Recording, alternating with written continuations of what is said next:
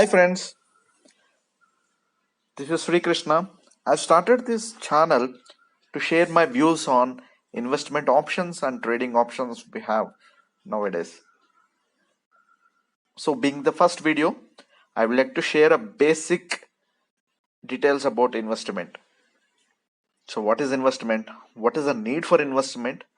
And what are the different types of investment options we have like commodities, etc. And obviously the risk involved in investment. So for that, I want to introduce my friend. His name is Gopi. So hi to Gopi. Hi Gopi. So his age is around 30 years and he wants to retire at the age of 60. So he has 30-year balance of his service. So let us assume that he's earning around 50,000 per month and his savings will be around 20,000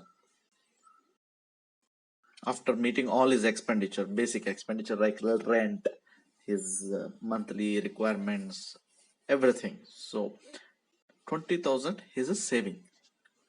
And for the sake of simplicity, let us assume that there's no increase in the salary and there is no increase in expenditure, like there's no, you know, increase in tax accumulated, no tax, and simply there's no inflation, right? So with this scale, let us calculate how much he will be earning at the end of his retirement. So basic mathematics. So balance here is 30 multiplied by 12 multiplied by 20,000 per month. So it's 72 lakhs is what he's earning by the end of his career. So by the time he retires, he'll be having 72 lakhs in his account. Does it satisfy his requirement? Let us ask him what are his desires. So here's the list. He wants a own house, a luxurious car, and beautiful vacation, many more. So his savings, his 72 lakhs, is it sufficient to cater all his requirements? No, I don't think so. So what to do?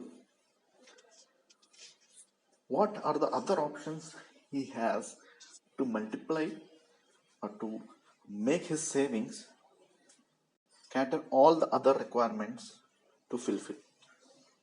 So first idea is savings, right? So everyone will have a savings account. So we'll be earning interest on savings account balance. And the other thing is fixed deposit. And the third option is investment in stock markets. So as we know, savings account will yield about 4% per year. And fixed deposit is 8%. And while investment in various stock markets, we can earn up to 15% per year. It's a 15% is very average rate. There might be more, it might be less. So it's an average rate. So let us calculate how much we can make based on the earlier expenditure we have calculated. If he keeps in the savings account, he will be earning around 1.34 crores at the time of retirement. And if he deposits in a fixed deposit, he will be earning around 2.71 crores.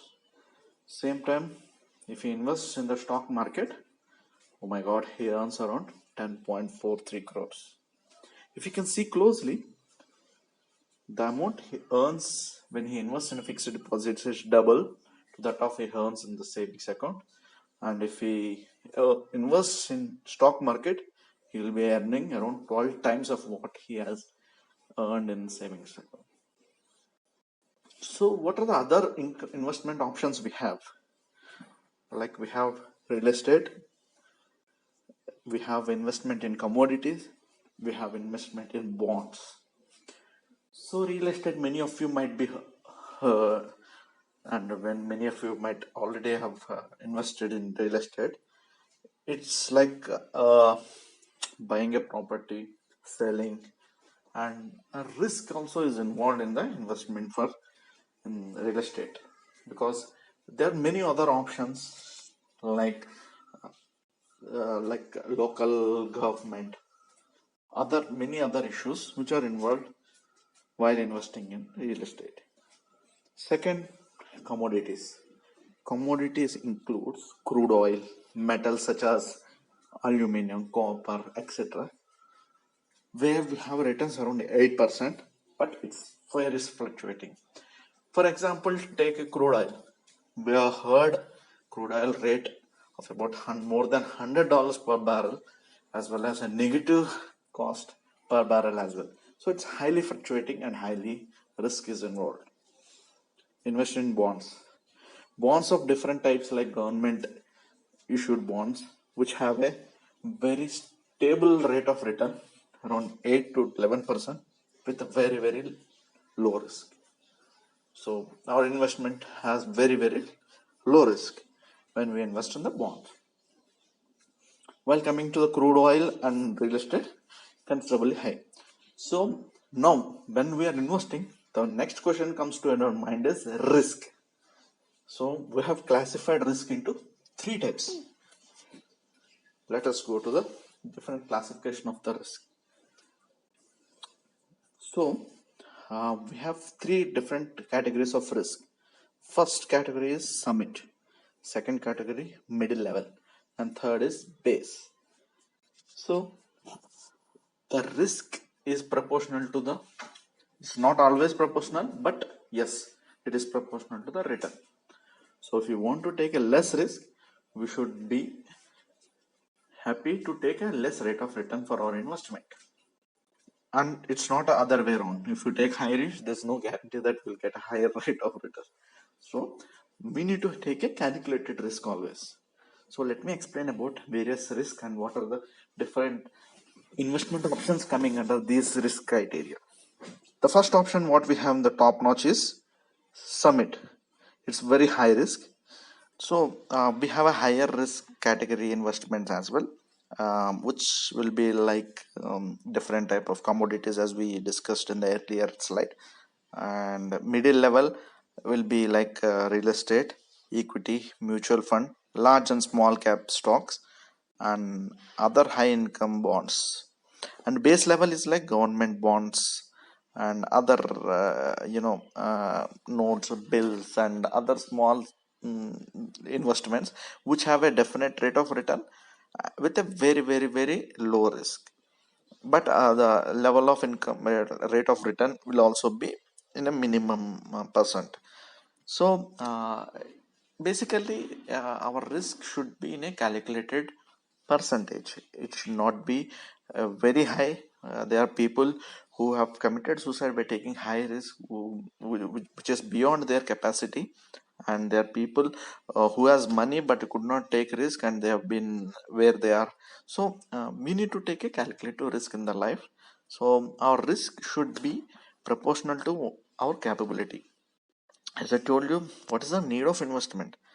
So the basically that need of investment is to grow our money and to save our earning, what we are earning throughout our career, so as to enjoy the fruits after retirement, and also to reach our financial growth, also to support others, and to start and expand our business.